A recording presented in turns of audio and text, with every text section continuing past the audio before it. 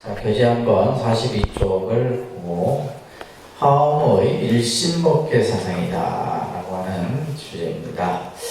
우리가 이제 앞에서도 봤듯이 이 법화 사상은 법화경이라는 대승 경전을 중심으로 해서 그 법화경 안에서 여러 이제 부처님의 교설들이 수해졌듯이 이제 화엄 사상도 마찬가지로 화엄경이라는 이 화엄경은 이제 법화경보다도 어떤 경의 권수도 뭐 굉장히 많고 또 여러 가지 이제 담고 있는 개념들이 이제 법화 사상보다는 조금 더 위에 있다고 볼 수가 있습니다. 특히 이제 이 화엄경 같은 경우는 특이한 점이 보통은 이제 부처님이 등장해서 이제 설하잖아요, 그죠? 법화경 같은 경우도 이제 서가모니 부처님이 주불이 돼서 설해지는 이제 경전인데, 이 화엄경은 이제 부처님이 등장하지만은 실제 설법들은 보살들이 등장해서 법을 설한다. 이게 아주 또 중요한 특징 가운데 하나입니다. 그래서 보살이 이제 법을 설하는데, 부처님은 그러면 어떠한 모습을 보이냐면 주로 이제 광명을 비추는 이런. 그래서 이제 이 화엄에서는 이제 본존불로서 등장하는 분이 바로 비로자나 부처님이죠, 그죠? 그래서 이 화엄경 같은 경우는 부처님이 성부하신 직후에 설한 경이다라고 이제 일반적으로 얘기를 합니다. 그래서 이제 설한 시기도 보면 성도 직후 37일, 27일로 되어 있어요, 그죠? 그래서 이제 보리수 아래에서 서가모니 부처님께서 깨달음을 얻은 직후에 설하신 경이 바로 화엄경이에요. 실질적으로 이제 상당히 중생의 입장에서 보면 불가사의한 그런 내용들이 많이 담고 있습니다. 왜 그러냐 하면 깨달음의 세계를 드러냈기 때문이다.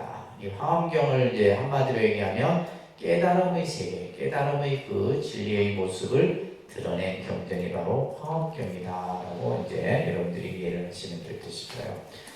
이 화엄경에는 여러 경명들이 있는데, 아까 대방광불화엄경, 불화엄경, 그 다음에 이제 뭐 십지품, 또 입법계품 이렇게 이제 여러 이제 또 이렇게 나누어져서 이제 나타나는 이제 이런 경전들이 있습니다.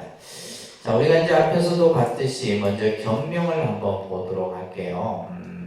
자, 이 대라고 하는 것은 한자적으로는 크다라는 뜻을 가지고 있는데, 여기에서 이제 대라고 하는 것은 단순히 어떤 크기에서 크다, 작다 이런 어떤 상대적인 개념의 대가 아니라 절대적인 의미로서의 대다. 쉽게 말해서 이제 극대예요. 더 이상 이보다 더 큰 것이 없는 거예요. 그래서 이것은 시간과 공간을 초월해서 어느 것과도 비교할 수 없을 정도의 의미로서의 대. 그러니까 이제 대했을 때는, 그래서 불교에서 보면 원각경도 이제 대방광, 원각, 수다나 유경 이렇게 이제 원각경 경명이 그렇게 설해지는데, 그 원각경에서 나오는 대라는 의미도 마찬가지예요. 그래서 대방광 원각, 그죠? 여기서는 대방광 불 이렇게 이제 나오는데, 바로 이 대라는 의미는 그래서 이 대는 뭘 얘기하냐면 체를 얘기합니다. 체. 깨달음의 그 본체를 얘기해요. 또 한편으로 보면 이 비로자나 부처님의 근본 당체를 얘기해요. 그래서 대라고 하는 것은 뭘 뜻한다? 체를 얘기한다. 체. 근본 바탕을 얘기합니다. 그 다음에 이제 방은 여기서 이제 이 방은 무엇을 뜻하냐면 상을 뜻해요. 상은 뭐냐면 모양이죠, 그죠? 모양입니다. 그래서 방이다. 이것을 이제 우리가 바르다라는 의미를 이제 여기서 설명을 하고 있는데, 그래서 이제 이 상의 모습을 방으로서 표현하고 있고, 대방광 했을 때 이 광자는 넓을 광자예요. 이것은 뭘 뜻하냐면 용을 뜻합니다. 그래서 이 대방광이라고 하는 세 글자는 다릅니다. 상, 용. 그래서 체는 바탕 근본을 얘기하고 상은 모양, 형상을 얘기하고 요문, 작용, 쓰임새를 얘기하는 거예요. 그래서 이 대방광이라고 하는 최상룡의 그 깨달음의 본체와 또 그 깨달음의 모습과 그 깨달음의 작용, 이것이 이제 무엇을 이제 나타내느냐면 바로 불이다. 그래서 이제 이 화엄경 같은 경우는 대방광불 이렇게 이제 해야 되는 거죠, 그죠? 그러니까 대방광불, 대방광불. 그러니까 비로자나 부처님이 우리가 이제 법신부를 비로자나 부처님이라 하는데 그 비로자나 부처님이 바로 대방광불이다 이런 뜻이에요. 그래서 대방광불 이렇게 이제 자 그래서 여기서의 부처님은 이제 화엄경에서 등장하는 주불은 어느 부처님이다? 비로자나불이다. 그러니까 비로자나불. 이 비로자나 부처님은 이제 이 뜻이 이 바이로차나라고 이렇게 이제 인도 범어로 읽혀지는데 광명변조, 광명이라는 뜻이에요. 빛. 광명은 빛이죠, 그죠?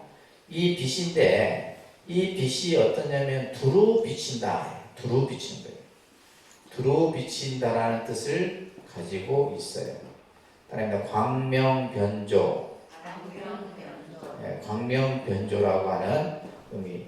그래서 광명변조라는 뜻을 가지고 있어요. 그래서 이제 우리가 비로자나 부처님을 모신 정강을 비로전이라고도 하고 대광명전, 통도사 같은 경우는 대광명전이라고 해요. 그죠? 광명. 그래서 비로자나 부처님은 그 비로자나 부처님이 상징하는 모습이 바로 광명이다, 빛이다라는 거예요. 그래서 우리가 빛이라고 하는 것은 이것은 시간과 공간을 초월합니다. 시간과 공간을 초월할 뿐만이 아니라 비치지 않는 곳이 없다 이 말이에요. 이 말은 다시 말해서 비로자나 부처님은 뭐요? 모든 일체처 일체시, 모든 시간과 장소 할 것 없이 뭐요? 항상 존재한다는 거예요. 그러한 이제 부처님이 바로 비로자나 불이다. 자, 그래서 이제 그 밑에 보면 말합니다. 불신 충만어 법계 보현 일체 중생전. 화엄경에 나오는 말인데 불신, 바로 비로자나 부처님의 그 법신은 이 말이에요. 온 우주 법계의 충만에 다 가득 찼다 이 말이에요. 그래서 우리가 이제 대승불교에서는 부처님이 어느 장소, 어느 곳에 머무는 것이 아니라 바로 뭐요? 그래서 우리가 이제 예를 들면 서가모니 부처님은 화신으로 나타난 거고, 모사나 부처님은 보신의 모습으로 나타난 거고, 비로자나 부처님은 그죠? 본래의 당체불로서 설명을 하는 거예요. 이 부처님은 뭐예요? 우주법계의 충만, 가득하다 이 말이에요. 그러면서 보현일체 중생전이라 해서 널리 일체 중생 앞에 항상 놔두고 계시는 거예요. 그러니까 여러분들 앞에 항상 부처님은 계시는 거예요. 이게 이제 바로 화엄사상에서 말하는 법신 불의 계입니다. 따로 어디 특정한 장소에 머무는 게 아닙니다. 그죠? 그래서 이러한 부처님을 어떤 부처님? 대광광불이다. 대광광불. 대광광불은 바로 비로자나불을 얘기합니다. 이 부처님께서 화엄이라는 것은 말합니다. 자파엄식. 자파라는 말은 여러 가지 꽃들이 섞여 있는 거예요. 섞일 잡자에다가 꽃하자인데 여러 가지 꽃들이 마치 이제 우리가 가을에 이제 저 들꽃이 피어 있는데 이런 거를 그죠? 여러 가지 꽃들이 같이 이렇게 피어 있는 상태를 화엄이라 그러는 거예요. 화엄. 그래서 엄식이라는 것은 꾸며져 있다. 이렇게 자연스럽게 있는 그대로의 모습으로 꾸며져 있는 거예요. 그래서 이제 우리 중생들이 사는 이 세계를 이제 화엄의 입장에서 보면 이 세계를 무슨 세계라 하냐면 화엄 세계다. 무슨 세계예요? 화엄 세계라. 또 이제 법화경에서 보면 법화 세계라고 이렇게 표현하는 거예요. 이제 화엄경의 입장에서 보면 이 세계가 그러니까 예를 들면 보면 좋은 것도 있고 나쁜 것도 있고 그죠? 또 예를 들면 잘 사는 사람도 있고 못 사는 사람도 있고 가난한 사람도 있고 어려운 사람도 있고 부자도 있고 이게 바로 뭐예요? 화엄이에요. 온갖 꽃들이 다 펼쳐져 있는데 그렇지만은 그 나름대로 그죠? 자기의 위치를 가지고 있고 자기의 생명력을 가지고 있잖아요. 이것이 바로 화엄이다 이 말이에요. 자, 그래서 이러한 화엄의 세계를 나타내고 있는 것이 바로 이 화엄경인데, 그래서 대방광불 화엄경을 이렇게 이제 우리가 풀어봅니다. 따라합니다. 광대무변하게. 광대무변이라는 말은 그죠? 넓고 두루하게 이 말이에요. 넓고 두루하게 우주의 편만에 계시는 이 우주에 두루 계신다 이 말이에요. 시간과 공간을 초월해서 이 우주 법계에 두루해 계시는 붓다의, 이 붓다는 어떤 붓다를 얘기해요? 비로자나 부처님을 얘기하는 거예요. 이 부처님이 가지고 계신 만덕과, 아니다, 만덕이라는 말은 온갖 공덕이에요. 이 부처님이 가지고 계신 그죠? 수만 가지의 그러한 공덕과 또한 가지가지의 그러한 꽃, 다양한 모습으로 펼쳐진 세계를 말하는 거예요. 그것을 장엄된, 꽃으로 장엄된 진리의 세계를 설한 경전이 바로 화엄경이다. 자, 화엄경이란 어떤 경이냐? 자, 수많은 공덕 장엄으로 이루어진, 그죠? 비로자나 부처님의 공덕의 세계가 마치, 그죠? 꽃으로, 온갖 꽃으로 장엄된 세계를 펼쳐놓은 그 진리를 설한 경이 바로 화엄경이에요. 그래서 이 화엄경이 그래서 이제 우리가 다른 여타 경전보다도 바로 비로자나 부처님의 법신의 모습, 그 비로자나 부처님이 가지고 계신 법신의 모양, 또 비로자나 부처님이 가지신 그 작용, 이런 것들이 바로 그대로 깨달음의 세계를 펼쳐놓은 것처럼, 그러니까 깨달음을 얻은 분은 서가모니 부처님인데, 그죠? 우리가 생각해보세요. 깨달음을 얻은 분은 서가모니 부처님인데, 이 서가모니 부처님의 당체가 누구다? 비로자나 불이다. 그래서 이 비로자나 부처님은 형상이 본래 없습니다. 형상이 없고, 우리가 모양으로서 그 부처님을 표현할 수 없는 거예요. 단지 이제 우리가 이제 법당에 모셔놓은 비로자나 부처님은 이제 법신불로서, 그래서 이제 수인의 모습으로서 비로자나의 모습을 표현하고 있는 것이지, 원래 비로자나 부처님은 모양으로 표현할 수 없는 거예요. 왜? 이 우주법계가 전부 비로자나 불입니다. 이 세계가 다 비로자나의 세계예요. 아시겠죠? 굉장히, 그러니까 화엄경은 말 그대로 스케일이 굉장히 커요. 스케일이 큽니다. 왜? 모든 것을 얘기할 때마다 우주법계를 얘기하거든요. 우주법계. 나중에 이제 법계의 사상이 나오는데, 그렇기 때문에 굉장히 이제 우리가 상상할 수 없는 생각의 어떤 영역을 넘어선 그러한 내용들이 설해집니다. 자, 화엄경은 언제 설해졌을까요? 장소는 또 어디일까? 그죠? 아까도 얘기했듯이 부처님이 선부할 그 깨달은 순간에 이 경전이 설해진 거예요. 그래서 설시에 대해서는 이제 뭐 60화엄이나 80화엄이 각각 다르게 설명하고 있지만 이제 같아요. 따라합니다. 시성정각.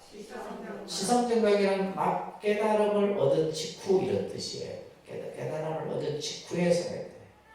이것도 이제 성등정각이에요. 그 정각을, 그죠? 정각을 깨닫고 나서 뭐 이런 뜻, 다 같은 의미예요. 이제 그래서 화엄경을 설한 시기는 깨달음을 얻은 직후에 설했다. 그리고 이제 다른 뭐 여러 경론에서도 그 설시를 성도 미구 27일이다. 성도한 지 얼마 되지 않은 곧 그죠? 37일, 27일입니다. 그죠? 27일 그 사이에 이 화엄경이 설해졌다. 또 현수법장이라는 스님은 해인삼매 정중설이다. 해인삼매 정중설이라는 말은 뭐냐면 43쪽.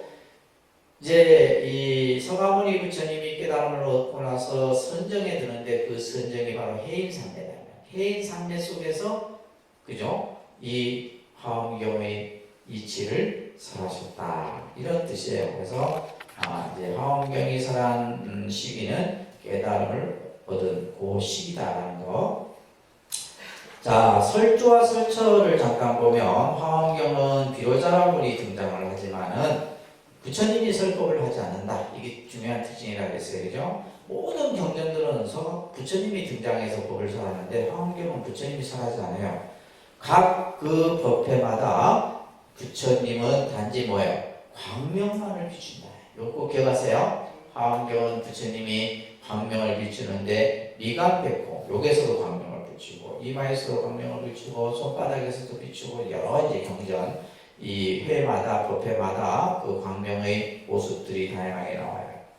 그러면서 부처님을 대신해서 여러 보살들이 보였어요. 그래서 문수, 보현, 그죠? 이런 보살들이 등장해서 법을 설합니다. 그래서 설법의 장소 또한 다양하게 나타나요. 그래서 이 화엄경은 지상에서 법을 설하다가 천상에 올라가서 설하다가 다시 지상에 내려오고 지상과 천상을 이렇게 다니면서 그러니까 우리 중생의 입장에서 어이구 뭐 어떻게 갑자기 지상에서 설법을 하다가 천상세계에 올라가고 그죠? 천상세계에 올라서 법을 설하다 다시 또 지상에서 법을 설하고 이런 이제 아주 드라마틱한 모습들이 이 화엄경에서는 그려지고 있는 거예요. 그러면서 그 설법마다 보살들이 수행을 해서 깨달음을 얻는 그 단계들을 설하는데 그것을 우리가 이제 앞에 공부했죠. 그죠? 52단계를 설합니다. 52단계. 그래서 보살이 수행을 해서 마지막 이제 깨달음에 들어가는 단계를 몇 단계? 52단계를 설하고 있어요. 자, 그런 내용들을 여러분들 기본적으로 이해하시면서 화엄경의 역본을 보면 이제 세 본이 이제 대체적으로 설명이 되어지는데, 그다음에 60화엄, 80화엄, 40화엄, 이렇게 이제 그 역본이 이제 역본이라는 말은 산스크리트어로 된 경전을 뭐요? 한문으로 번역해서 된 경전들인데. 첫 번째 불타발타라라고 하는 이제 불타발타라 서역승 인도승이에요, 그죠? 인도승려가 이제 번역을 했는데 가장 오래된 역본이 돼요. 동진 시대 때 번역이 됐다고요. 이 동진 시대는 일본 중국의 역사적으로도 굉장히 빠른 시기입니다. 그래서 이때 이제 이것을 그래서 진역이라 이렇게 얘기해요. 동진 시대 때 번역해서 진역. 전체 이 60화음은 여러분들이 이 품수를 잘 기억하셔야 돼요. 그러니까 7처8회 34품 이렇게 이제 이 60화음입니다. 7처는 처는 장소입니다. 처에다 장소라고 써놓고 그죠? 회는 뭐냐면 법회의 모임 모임이 몇 번이에요? 8번. 그리고 품수로는 몇 품? 34품으로 이루어졌어요. 품수 7처 8회 34품. 그 다음에 이제 80화엄이 이제 우리가 여러분들이 익히 접할 수 있는 화엄경이에요. 이 화엄경은 실찬안타라고 하는 스님이 이분도 이제 서역 인도 스님입니다. 그죠? 실찬안타라고 번역을 했는데 특히 이제 이 실찬안타가 번역을 하는 가운데 있어서 많은 그 어떤 도움을 줬던 인물이 바로 측천무예요. 이 당나라 때 측천무가 자, 번역을, 왜냐하면 경전을 번역하는 데는 재정적인 뒷받침이 되지 않으면 번역이 어렵습니다. 그래서 거의 왕들이 이제 왕궁에서 후원을 해서 경들을 번역해요. 당시에 이제 우전국의 실찬안타라가 산스크리트어 본 45,000성을 가지고 당시 당나라 수도였던 장안으로 옵니다. 이제 이 인도 승려가 많은 경전을 가지고 이제 그죠? 이 당나라 장안 수도로 오게 돼요.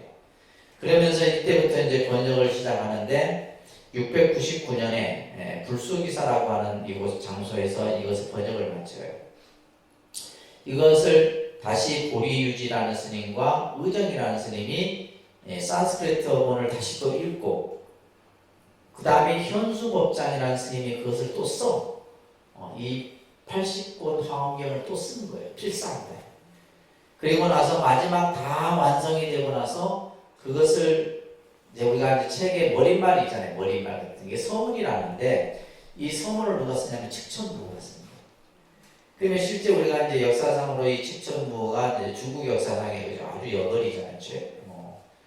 근데 이 측천무가 화엄 사상에 엄청 깊이 아주 관심도 많이 가졌고 실제 이제 이 번역을 역경을 할 때 도움도 많이 주었고, 그런데다가 뭐요? 또 직접 본인이 서문을 줄 정도면 화엄에 아주 그죠? 정말 이 불교의 아주 사상에 깊이 심취되었던 인물이라고 보시면 돼요. 그래서 이 지금 실찬안타라가 번역한 분이 따릅니다. 7처 우에 39품. 이게 이제 우리 이제 스님들이 화엄경을 공부할 때 이 80화엄을 보고 이제 공부를 하는 거예요. 통도사에서 하는 화엄살림법에도 이 실찬안타라가 번역한 80화엄본을 가지고 화엄경 한 달 동안 살림을 하는 거예요. 스님들이 이제 많은 스님들이 이것을 나누어서 법문을 하죠, 그죠?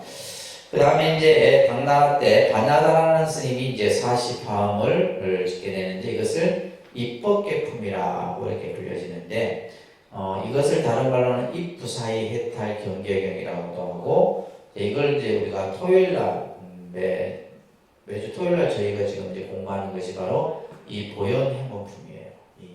그래서 보현행문품이 입부사의 해탈 경계 보현행문품이다. 이걸 이제 저희가 토요일날 공부를 하는 거예요.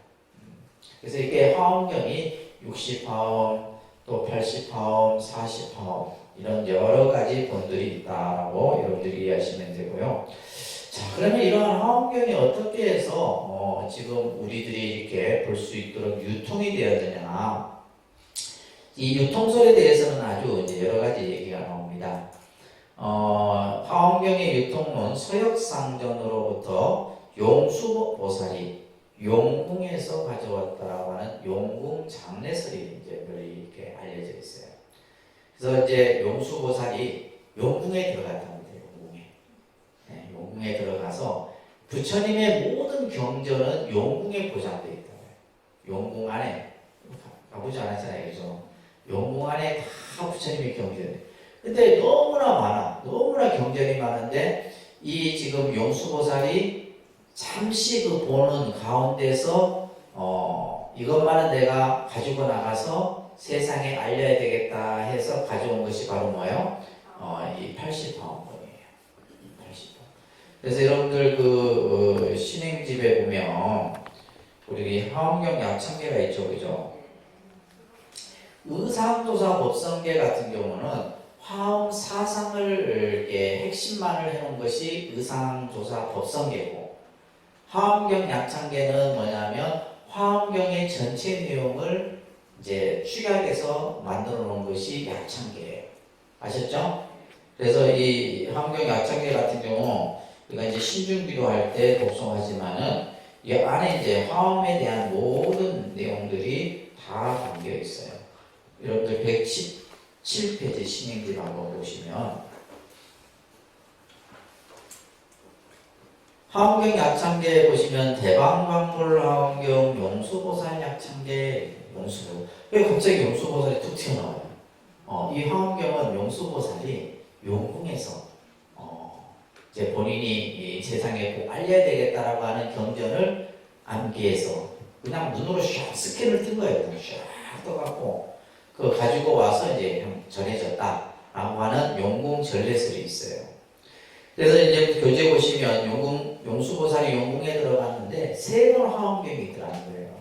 그래서 상본, 중본 화엄경은 너무 방대해서 외우기가 어렵고 하본 화엄경을 가지고 와서 세상에 유통시켰다. 이런 용궁 전례설이 전해져 내려옵니다. 자, 그래서 다시 여러분들 약창계 보세요. 나무 화장세계, 화장세계의 비로자나의 진법신 현재 누가 하고 있거든? 노사나와 서가모니 부처님과 모든 열애가 법을 설하고 있다. 뭐 이런 식으로 이제 지금 화엄경 약창계가 설해지고 있죠, 그죠? 그래서 화엄경은 용수보살이 용궁에 가서 가지고 왔다는 전례설이 굉장히 신비한 거죠, 사실은. 자, 우리가 그러면 이제 여러분들이 공부해야 될 것은 화엄의 사상이에요. 화엄의 사상. 화엄경은 여기서 잔해증이라는 말이 있는데 이것은 뭐냐면 내 안에 있는 내 내면에 있는 세계. 다시 말해서 그죠? 우리가 흔히 말하는 깨달음의 그 세계를 나타내는 사상이 바로 화엄의 사상이다. 그래서 쉽게 얘기해서 여러분들이 화엄경이 어떤 경이냐면 깨달음의 세계를 펼쳐서 보이는 거예요. 요것만 기억하시면 돼요. 아셨죠? 다른 건 뭐 앞에 얘기했던 거 다 잊어버려도 화엄경이 어떤 경이냐, 바로 깨달음의 세계를 펼쳐져 보인 가르침이 바로 화엄경이에요. 그리고 앞에서 이제 봤던 법화경 같은 경우는 뭐요? 방편으로 중생을 어떻게 구제할 것인가에 대한 얘기가 법화경이라 했다면, 화엄경은 뭐냐면 깨달음의 본질, 깨달음의 당체, 또 그 깨달음의 세계가 어떤 것인가를 펼쳐져 보이는 것이다. 이렇게 이제 핵심만 여러분들이 이해하시면 됩니다. 자, 그래서 우리는 이제 법신부를 조금 이해를 해야 돼요. 법신부를. 그래서 화엄경에서 등장하는 대방광불이라고 하는 의미는 아까 얘기했듯이 비로자나, 그죠? 따라합니다. 청정법신, 비로자나불. 그래서 꼭 기억. 그래서 제가 이제 우리 독립선언 삼천 대법당의 주부를 비로자나불로 모신 거예요. 근데 사실은 좀 안 맞아요. 왜 사실은 원래 비로자나를 모시면 옆에 뭐예요? 이제 노사나 그 다음에 서가모니불 이렇게 삼신불을 모시는 게 원래 맞아요. 맞는데 우리 2층에 서가모니 부처님이 계셔서, 그죠? 그래서 이제 3층에를, 그래서 사실은 우리 이제 5불이 있잖아요. 원불에는 뭐예요? 삼신불이 다 있잖아요. 노사나 부처님도 있고 서가모니불도 있고, 그 다음에 이제 또 보신불이었던 약사열애도 있고 아미타불도 있고. 그래서 이제 굳이 양옆에는 지금 이제 우리가 이제 관음지장이 요게 2층에 있어서 3층에 그냥 양 옆에 이제 비로자나 부처님 옆에 관음지장을 한 거예요. 무슨 말인지 아시겠죠?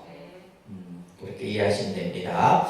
자, 비로자나라는 말은 바이로차나라고 읽어요. 그러니까 바이로차나.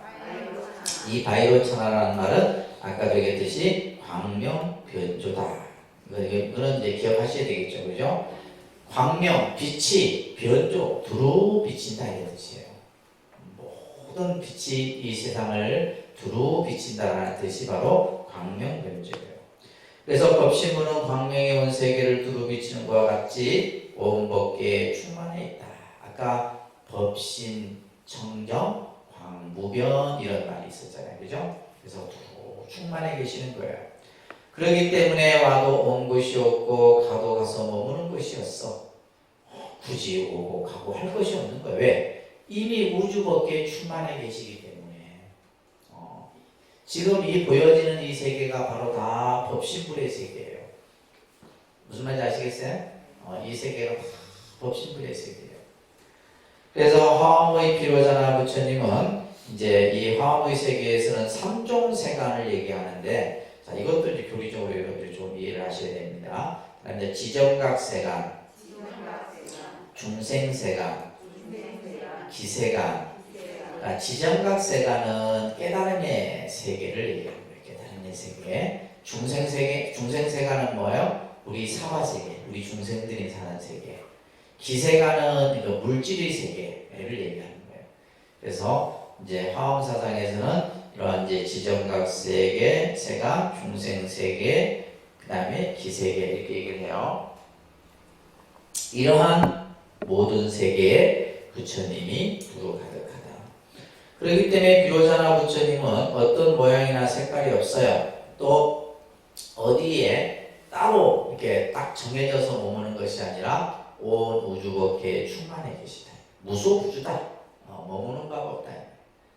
이 모든 것이 다 화엄의 세계예요. 이 화엄의 법신불의 모습이다라는 거예요. 그래서 법신불은 부사하여 불가능한 것이 없다.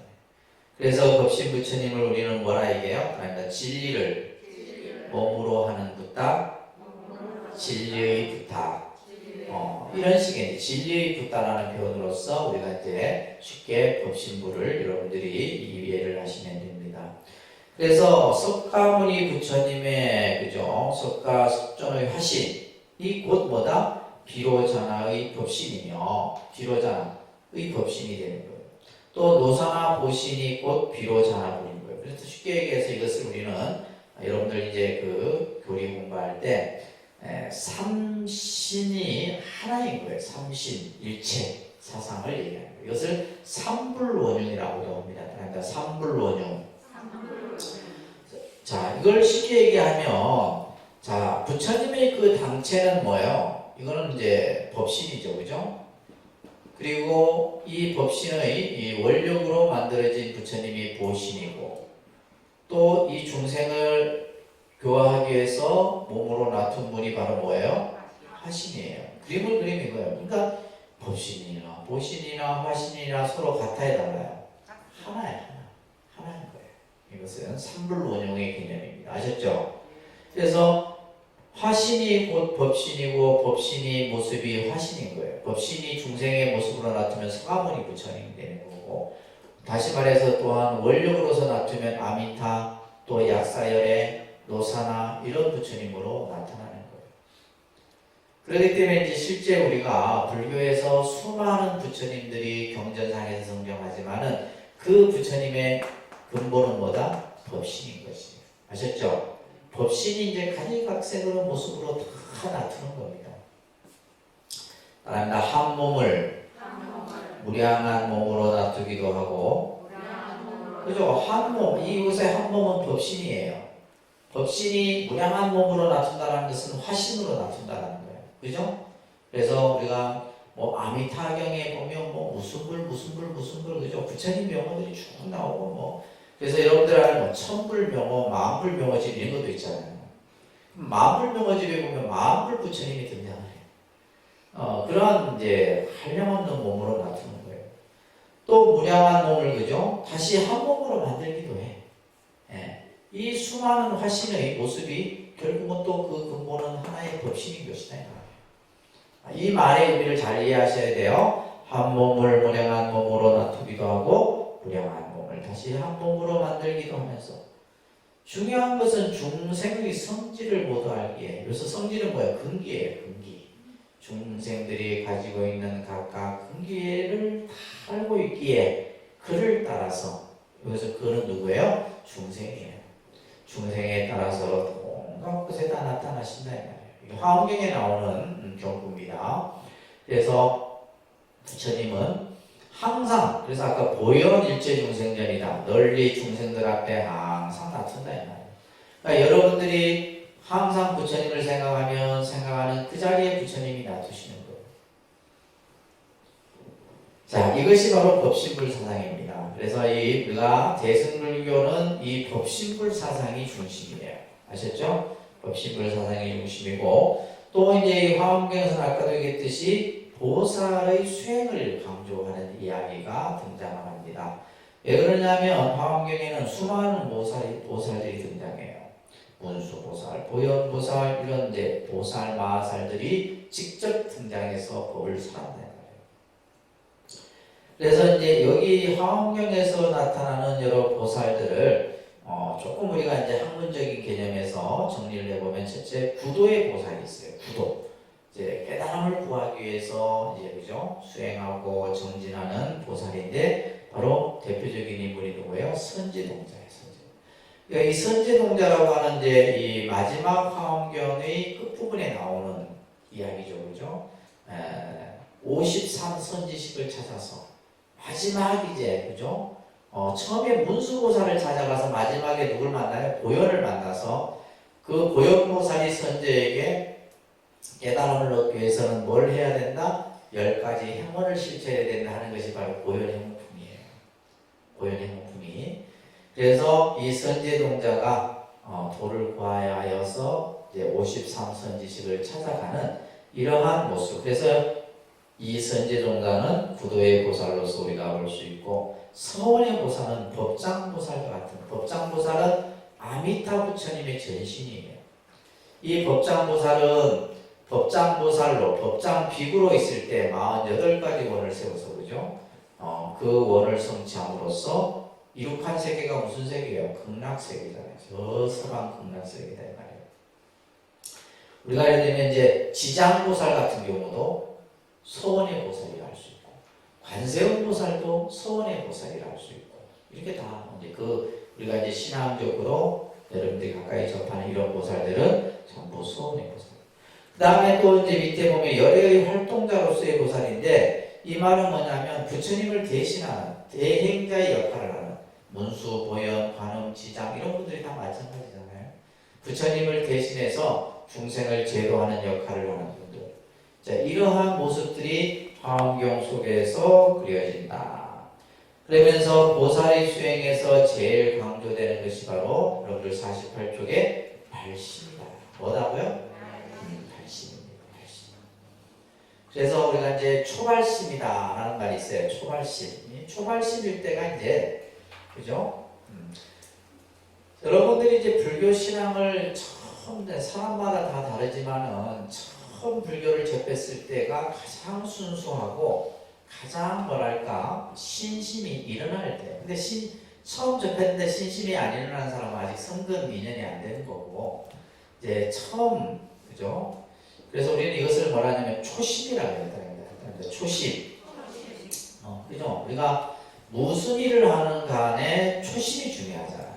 뭐 정치든 문화든 경제든 간에 그 분야에 있는 사람들이 처음 그래서 가능한 한 우리가 이제 초심을 잃으면 안 되는 거죠. 이 초심이 바로 뭐예요? 그게 이제 발자를 넣으면 초발심이 되는 거예요. 그다음에 초발심. 불교에서는 초발심을 초심이라는 겁니다. 그래서 스님들도 보면 초심일 때가 제일 신심이 좋을 때예요. 점점점 이게 참 아이러니해요. 아니 수행을 하면 할수록 신심이 더 나야 되는데 이게 이제 연수가 올라갈수록 뭐예요? 신심이 떨어지는 게 여러분들과 똑같아. 절에 다닌 지 한 10년 되면 이제 신심도 없어. 그냥 습관적으로 절에 가고 그냥 막 얘기하는 거죠. 그래서 우리가 뭘 안 잃어야 돼요? 초심을 잃지 않아야 돼요. 초발심의 마음을 잃으면 안 되는 거예요. 무슨 말인지. 그래서 옛날 어른 스님들이 항상 그런 거예요. 새벽에 눈을 뜨면 제일 먼저 뭐요? 우리 스님들은 자신의 깎은 머리를 만져봐요. 그 머리를 만져보면서 뭐요? 내가 처음 발심했을 때를 잊어서는 안 돼요. 그래서 우리가 초심을 유지하는 게 상당히 어렵습니다. 그죠? 그래서 이제 화엄경에서는 이러한 초발심의 강조를 통해서 바로 처음 발심한 그 마음이 바로 뭐다? 정각을 이룬다는 거예요. 그래서 따릅니다. 초발심시 변정각. 그래서 우리가 초발심시 변성정각이다 라고 하는 이러한 내용들이 나오고 있어요. 그죠?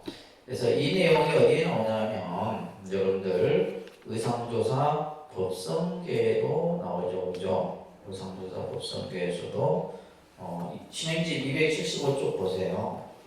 이거는 이제 이 의상조사 법성계는 화엄 사상을 함축해 놓은 겁니다. 이 짧지만은 이 안에 화엄의 이야기가 이 안에 다 담겨 있어요. 그래서 법성계를 한번 독송하는 것은 화엄경을 한번 독송하는 것과 똑같아요. 그래서 우리가 이제 기도하고 의식할 때 이 뭐 그냥 법성계를 그냥 읽는 게 아니에요. 그만큼 그러니까 우리가 예를 들면 지난번에 공부했을 때 반야하고 609 반야의 엑기스를 모아놓은 게 뭐라 그랬어요? 반야신경이랬죠. 반야신경은 600권을 전부 함축해서 270자로 모아놓은 것이 반야신경이란다면 80권의 방대한 그러니까 스님들이 매일 하루에 2시간씩 책장만 넘겨도 1년을 넘겨야 돼요. 무슨 말인지 이해되세요? 뭐 여러분들 같이 일주일에 한 번이 아니야. 매일 하루에 2시간씩 책장만 넘겨도 1년을 봐야 되는 경전이 화엄경이에요. 그렇게 방대합니다. 방대한 경전인데 그것을 아주 핵심만 모아놓은 것이 바로 뭐다? 법성계다. 이 법성계 이거 얼마나 그러니까 좋은 거예요. 이 법성계 이제 여기 보시면 이제 275쪽에 끝에서 넷째 줄에 있죠. 초발심심 변정각이다. 구절.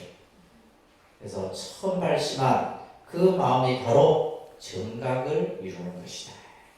그래서 우리가 예를 들면 뭐 수행을 해서 뭐 깨닫는 게 아니에요. 바로 그 자리에서 내가 발심한 그 마음이 바로 깨달음의 순간이다.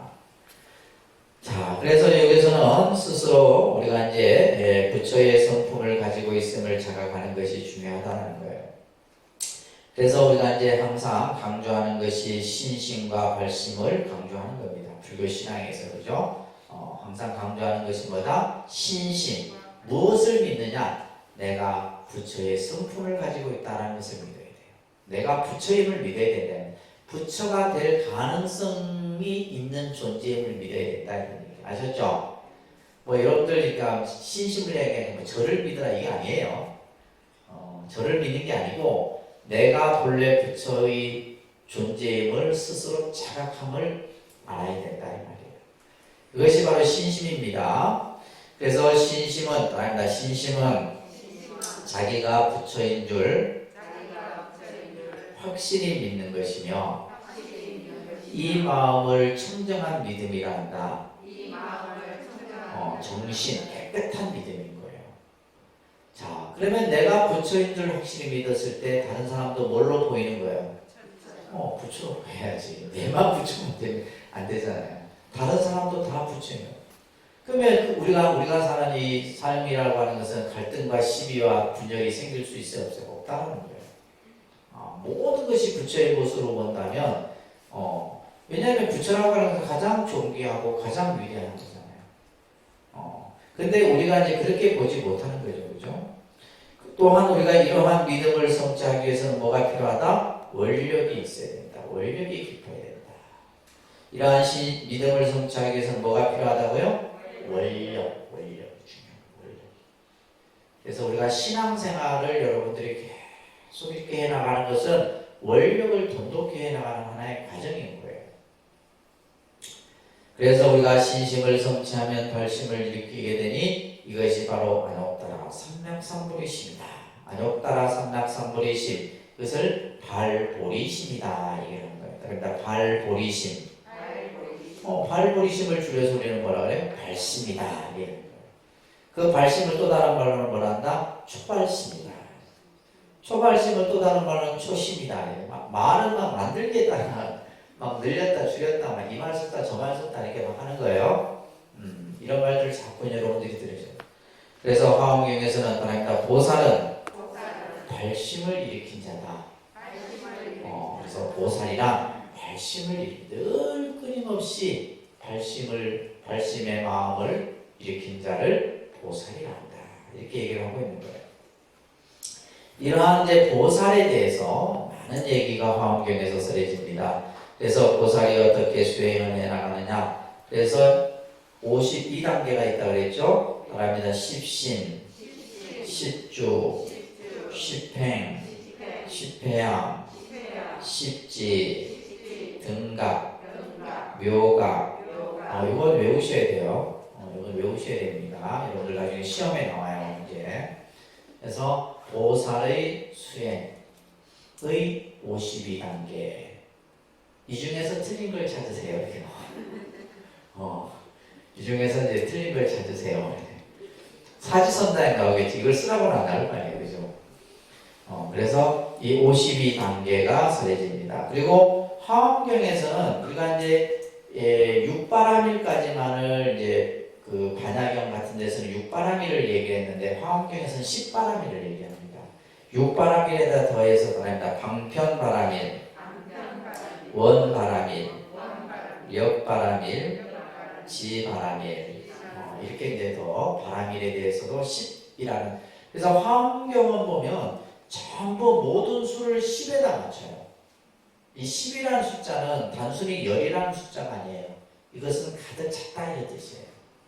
가득 찼다. 더 이상 이 이상의 수가 없는 거예요. 그래서 10이라는 숫자로 모든 것을 그래서 보세요. 이제 보살이 닦는 수행에 있어도 전부 10이 붙잖아요. 십신, 십주, 십행, 십회양, 십지, 그죠? 그래서 바라밀도 무슨 바라밀? 십바라밀 이렇게 얘기하는 겁니다.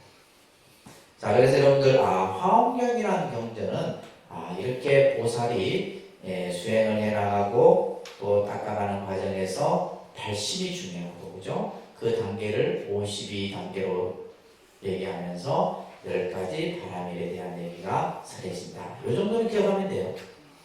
아셨죠? 네. 뭐 예를 들면 십신이 뭐냐 이런 것까지는 아직 여러분들이 이제 경전에 들어가서 이제 이런 걸 배우셔야 됩니다. 그 다음에 이제 우리가 화엄사상에 또 중요한 것이 바로 유심사상입니다. 이거 여러분들이 잘 알아야 돼. 나중에 이제 유식에서도 이제 이걸 공부를 할 건데, 그런데 유심사상. 다시 말해서 뭐야? 마음에 대해서 얘기를 하는 거예요. 화엄경은. 화엄경은 아까도 얘기했듯이 법신불에 대한 얘기도 하고 보살에 대한 얘기도 하고 이게 또 무슨 얘기예요? 마음에 대해서. 이 마음에 대한 것을 얘기합니다. 그래서 화엄경의 대의가 따라합니다. 통만법, 명일심. 이게 화엄경의 대의예요. 그러니까 80화엄이라는 그 방대한 경전을 6자로 딱 말할 수 있다. 그 6자가 바로 뭐다? 통만법, 명일심이다. 마음법을 전부 총섭하는 거예요. 한 일체, 그러니까 아까도 얘기했듯이 이 삼라만상 모든 것이 전부 뭐예요? 하나예요, 하나. 하나입니다. 그래서 요게 이제 여러분들 법성계 한번 보시면 274쪽에 첫째 줄에 뭐가 나와요? 법성원용 무이상이다 나오죠. 법성. 여기서 이 법성이라고 하는 것은 이 우주가 가지고 있는 또 우리의 진리의 그 근본 성품은 원흉에서, 원흉이라는 말은 둥글고 둥글어서 이 말이에요. 무이상이다. 두 가지 상이 아니다. 두 가지 모습이 아니에요. 그래서 불교가 항상 지향하는 것은 뭐예요? 하나야, 하나. 그래서 이제 우리가 이 일원인상이라는 개념이 만들어지는 거예요. 예를 들면 불교가 두 가지면 이것을 반으로 나눴겠지. 근데 불교는 뭐예요? 하나로 얘기한다. 모든 것을. 그죠? 하나로 얘기해요. 그러면서 그 밑에 쭉 보시면 일중일체 다중일, 다중일, 일중일체 다중일. 이게 굉장히 중요한 말이에요. 하나 가운데 일체고, 그죠? 하나 가운데 전체고, 그 또 전체 가운데 또 하나다. 이 말은 뭐예요? 하나가 전부고 전부가 하나인 거예요. 이거는 굉장히 이제 우리가 이제 수행을 하고 공부를 해서 여러분들이 이 개념을 이제 이건 단순히 어떤 뭐 지식으로서 이해하는 것은 아니에요. 또한 일즉일체다. 하나가 같고 일체고 다가 곧 하나다. 일즉다, 다즉일 이런 개념이 나오는 거예요. 근데 이제 이 개념은 우리가 흔히 말해서 진리의 개념, 진리를 깨달았을 때 이런 것이 그대로 나타나 보이는 거예요. 또한 일미진중함 시방이다. 한 티끌 가운데 시방 세계가 그 안에 다 담겨있다. 물 이 한 방울 안에 이 우주가 담겨있다 이런 뜻이에요. 여러분들의 생각으로 상상할 수 없는 이 개념이에요. 그리고 뭐요? 일체의 티끌 가운데 그 안에 또 뭐요? 하나가 있는 것이고. 그래서 이제 이런 것들이 이제 이 화엄의 사상에서 서해지는 겁니다. 그러니까 쉽게 얘기해서 뭐요? 화엄 사상은 통이 커요.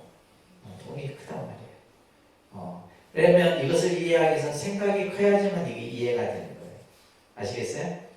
그래서 이 화엄 사상은 대단한 겁니다. 그래서 마음법을 전부 하나로 해서 명일심, 일심, 우리 마음을 밝히는 것이다. 이것이 화엄경에서 강조하는 겁니다.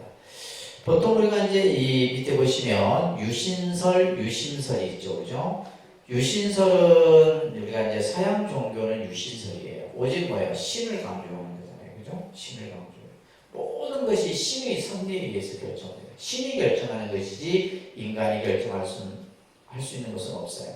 이것을 뭐라 그래요? 유신설이라고 해요. 유신설. 그 다음에 유심설이 있어요. 유심설. 근데 불교는 뭐예요? 모든 것이 마음이 다 만든다 이 얘기를 하잖아요. 이 세상은 누가 만들어요? 마음이 만든다. 그래서 불교는 유심사상이에요. 그래서 화엄경에서는 일체는 다 마음이 만드는 것이다 이 얘기예요. 우리가 공부할 때는 뭐예요? 연기법에서는 모든 것은 연기에 의해서 만들어지는 그런데 또 단계가 넘어선 거예요. 이 공부의 단계가.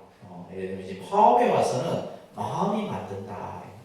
그러면 마음하고 연기하고 관계가 있느냐?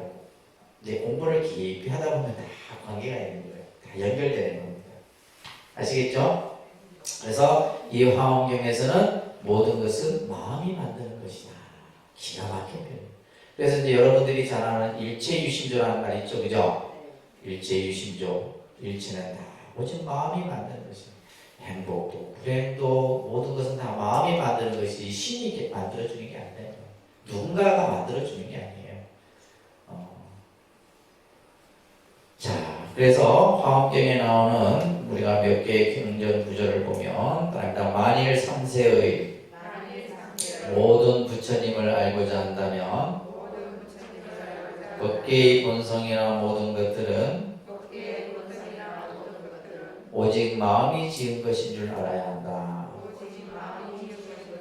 삼세, 과거, 현재, 미래, 그죠? 일체 부처님을 바로 알고자 한다면 부처님, 그죠? 불교는 부처님을 아는 것인데 그 불교를 바로 알고자 한다면 모든 것은 마음이 지은 줄 알아야 된다. 그죠? 모든 것은 마음이 지는 겁니다. 아셨죠? 근데 우리는 모든 것을 뭐 그냥 우리가 사는 세계가 물질의 세계다 보니까 물질이 이제 행복의 기준이 되는 마음이죠. 마음인 겁니다. 자, 그 다음에 삼계는 허망하니 단지 마음이 지은 것입니다. 삼계. 이 삼계라고 하는 것은 우리가 사는 물질의 세계, 정신의 세계, 인간의 세계 모든 것을 통틀어서 삼계라 얘기해요. 이 세계는 허망한 것이에요. 허망하지 않습니까? 허망하지 않아요? 지금 우리 지금 며칠 전에 돌아가신 대통령도 그 부인이 되게 아주 그죠? 영부인일 때는 굉장히 전형적인 한국 미인이에요. 근데 지금 한 85대에서 모습 보셨어요? 저게 인생이에요. 여러분들도 곧 얼마 남지 않았어. 네. 그 88년, 87년 그 영부인 때 모습은 말 그대로 엄청나게 진짜 누구나 보면 다 전형적인 한국의 미인 모습인데 지금 세월이 지나서 80이 된 모습 보니까 야, 저게 인생이구나 싶은 생각이 무상한 거예요. 아셨어요? 갖고 봤자 소용없어. 그래 돼. 삼계는 허망하다 이 말이에요. 아셨어요? 이 마음이 지은 것일 뿐이다. 12연기 또한 이 마음의 작용에 의한 것이다. 그래서 오직 이 화엄경은 모든 것을 마음이 짓는다. 마음이 만드는 거예요. 그래서 마음은 화가와 같아 능히 모든 세간을 그린다. 제가 제일 좋아하는 구절이에요. 마음은 화가와 같아. 그림을 그리는 화가예요. 화가가 흰 종이에다 그림을 그리듯이 이 세계는 누가 그리는 거예요? 내 마음이 그리는 겁니다. 여러분들의 인생은 여러분들 마음이 그려내는 거예요. 온이 마음 따라 일어나서 모든 것 짓지 않음이 없다. 마음도 같이 불도 그러하고 불과 같이 중성도 그러하니 불과 마음이 그 지성이 무량한 것이. 그래서 마음과 부처와 중생이 하나다. 이런 얘기가 화엄경에서. 그래서 불교에서 정말 그 가르침이 무궁무진하다는 거예요. 원효 스님이 깨달았던 가르침이에요. 그러니까 마음이 일어날 때 가지가지 법이 일어나고 마음이 멸하면 일체법도 없어진다. 마음이 만드는 거예요. 마음이 일어날 때 온갖 것들이 만들어지는 거예요. 그것을 이제 우리가 선에서는 한 생각이다 이렇게 표현하는 거예요. 아시겠어요?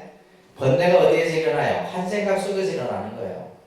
여러분들의 화내고 진심내고 불편하고 괴로워하고 이것도 어디서 일어나요? 내 한 생각이 만들어내는 거예요. 한 생각이 만들어내는 것인 줄 알아야 되는데 우리는 뭐요? 누구 때문에 일어났다 생각하잖아요. 누구 때문에 누구로 인해서 내가 막 괴롭고 힘들다 생각 아니에요. 내 한 생각이 만들어내는 것이다 이 말이에요. 그래서 원효 스님께서 그러잖아요. 해골물일 줄 몰랐을 때는 그 물이 그렇게 맛있었다 이 말이에요. 근데 아침에 일어나고 봤더니 내가 갈증이 나서 마셨던 물이 해골물이에요. 그러면서 막 그냥 어제 그냥 먹었던 걸 다 이렇게 토해내. 그 순간에 원효 스님께서 깨달았던 거예요. 마음이 그죠? 내가 더럽다는 생각이 일어날 때는 그것을 인해서 오만 거지가 일어나지만 내가 또 그죠? 깨끗하다고 했을 때는 그냥 아무 거부감 없이 마셨다 이 말이에요. 이게 이제 원효 스님께서 깨달았던 이 화엄의 유심 사상의 한 구절입니다. 아셨죠? 그래서 이 화엄경이라는 경전에서는 마음이 모든 것을 만든다. 우리 불자는 항상 그렇게 생각해야 돼요. 그런 이 가르침을 그렇게 해야지만 여러분들이 불법을 잘 배우고 따르는 겁니다.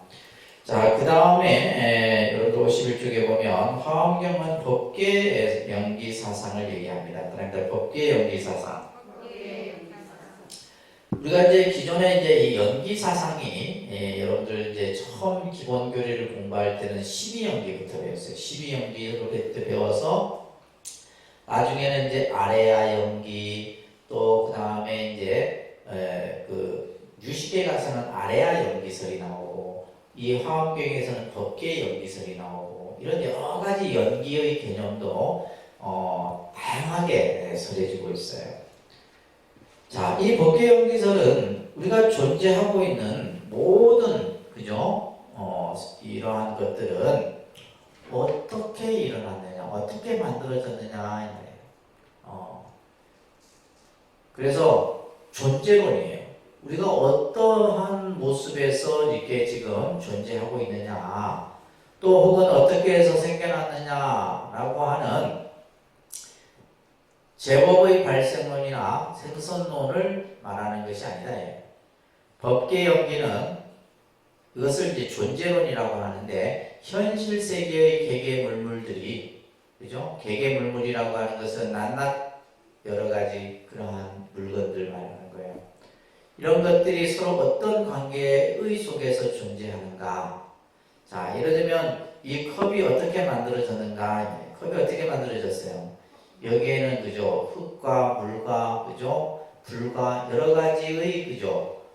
관계들이 서로 얽혀서 이것이 만들어진 거예요. 누군가의 어떤 손의 작업도 필요했을 거고 그죠? 이것을 바로 뭐라 그래요? 존재론, 존재 양태론이라는 거예요. 그래서 모든 만물은 어떠한 관계 속에서 존재하는가 라고 하는 것이에요. 첫째, 연기의 제법은 현상적으로 보면 천차만별의 형태로 서로 달라. 그죠? 태어나는 생명의 모습도 다르고, 그죠? 존재하는 삶의 방식도 다르고, 다 틀려요. 틀리다 말이에요. 인간은 인간대로, 축생은 축생대로, 무생물은 무생물대로, 식물은 식물대로 다 틀리다 말이에요. 그렇지만은 본질적인 면에서는 보면 상적살인하고 원용무예하게 상의 상승한다. 이 말은 뭐냐면 인간이 인간 혼자만 살아갈 수 없다는 거예요. 산소 필요하고 물도 필요하고 햇빛도 필요하고 모든 자연적인 요소들이 필요하다는 거예요.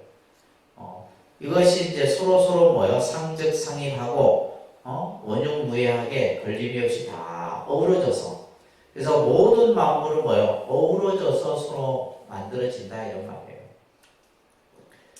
따라서 일체의 제법은 서로 용납하고 받아들이고 받아들이는 상이 바로 그 다음에 하나가 되는 거예요. 상즉하여서 그죠? 원용무예한 무진연기를 나타내고 있다. 따라서 무진연기 그리고 여기다가 이제 무진법계연기다라고 표현하기도 합니다. 그래서 모든 만물은 서로 관계된 속에서 상적하고 상립하고 원용무예한 모습 속에서 나타난다는 거예요. 그래서 연기의 제법은 상적살인하여 존재하는 모든 것은 서로 다름이 있을지언정 그죠? 서로 다르는 거예요. 그렇지만 높고 낮음이나 주종의 관계에 있지 않다. 예를 들면 생명 가운데 인간이 가장 높고 동물은 인간보다 낫다 이런 게 아니다. 이런 것을 불교는 얘기하지 않습니다. 서로 그죠? 그 생명마다 생명에 처하는 어떤 상황들이 각기 다르지만은 어떤 주종의 관계로서 보지 않는다는 이 법계 연기 사상에서는 다시 말해서 뭐요? 절대 평등의 사상을 얘기합니다. 절대 평등의 사상. 이게 화엄 사상이에요. 모든 것은 뭐요? 인간은 인간대로, 식물은 식물대로, 동물은 동물대로 나름대로의 가치를 가지고 있다라고 보는 거예요. 아시겠죠? 그렇기 때문에 이제 화엄 사상에서는 차별이라는 게 있을 수 없어요. 차별이 있을 수 없습니다. 높고 낮음도 있을 수 없고 뭐 구분하고 나누고 하는 것이 있을 수 없어요. 아까도 얘기했잖아요. 하나가 다가 되고 다가 하나다 이 말이에요. 그러니까 예를 들면 우리가 이제 이 지구도 보면 수많은 행성 가운데 하나죠. 하나입니다. 그죠? 그래서 우리가 이제 얼마 전에도 우리나라도 이제 막 인공위성을 쏘아 완전히 이제 완벽하게 성공을 하지 못했지만은 언젠가는 성공하겠죠. 그래서 예를 들면 이 지구 대기권 밖을 나가면 뭐예요? 수많은 행성들이 존재하는 가운데 그래서 지구를 보면 한 점에 불과한 거예요. 실제 지구는 한 점에 불과한 거예요. 그 한 점 속에서 우리는 뭐예요? 막 그냥 5대양 6대주를 나누고 막 대한민국은 보이지도 않는다.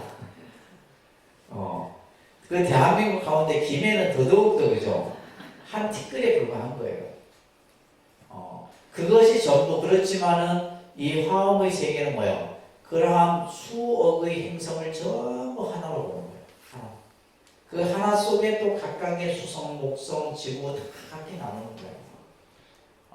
이러한 그래서 아까도 얘기했듯이 화엄의 개념은 그러니까 우리가 보여지는 요것만 보는 것이 아니라 보이지 않는 세계까지도 다 두루 포함하고 있는 것이 이 화엄 사상이에요.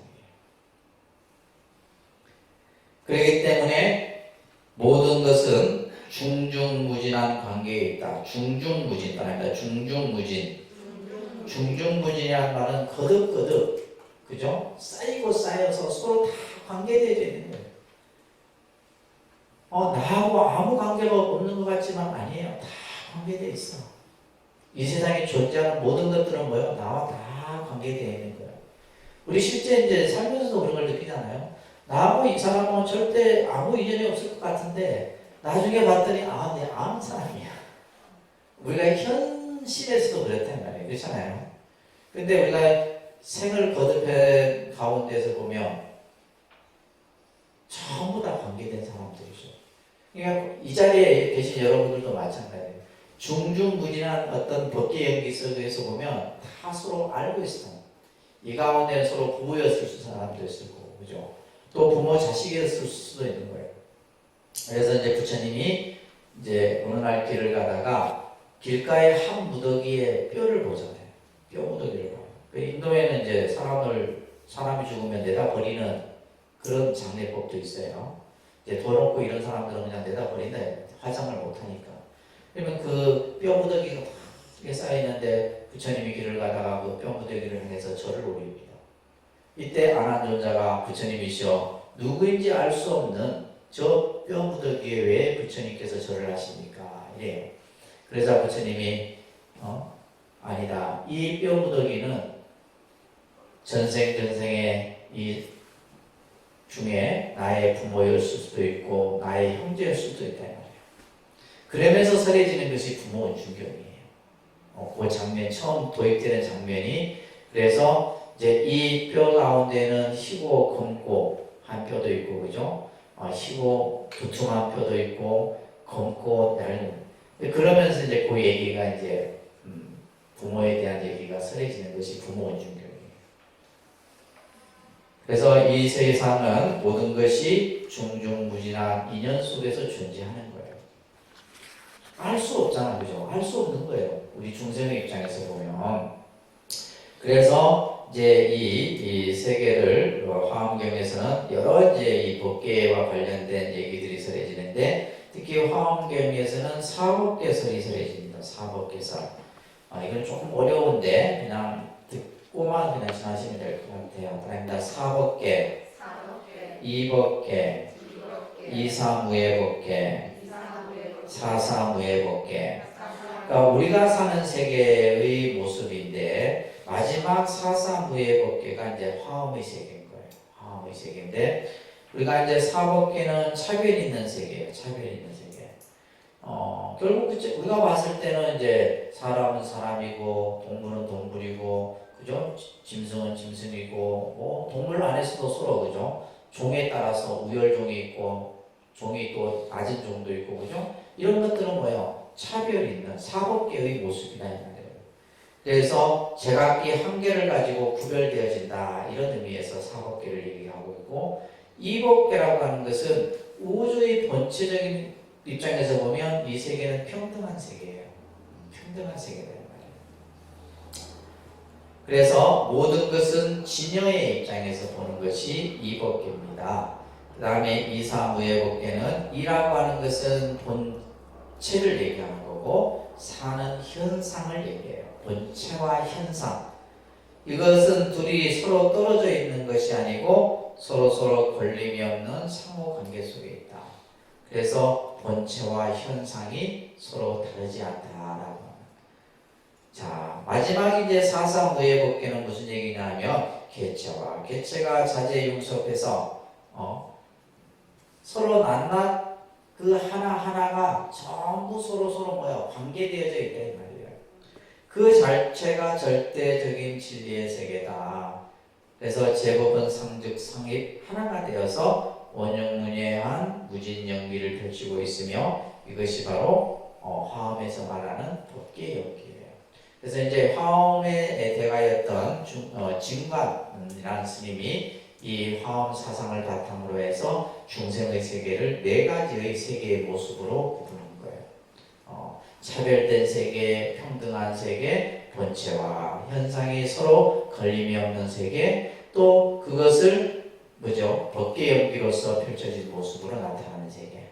참 불교는 보면 이런 것은 보면 어떻게 보면 굉장히 이제 좀 이 세상을 굉장히 보는 어떤 시각이나 이런 것들이 이 화엄의 세계에서 보면 굉장히 다르다는 거예요.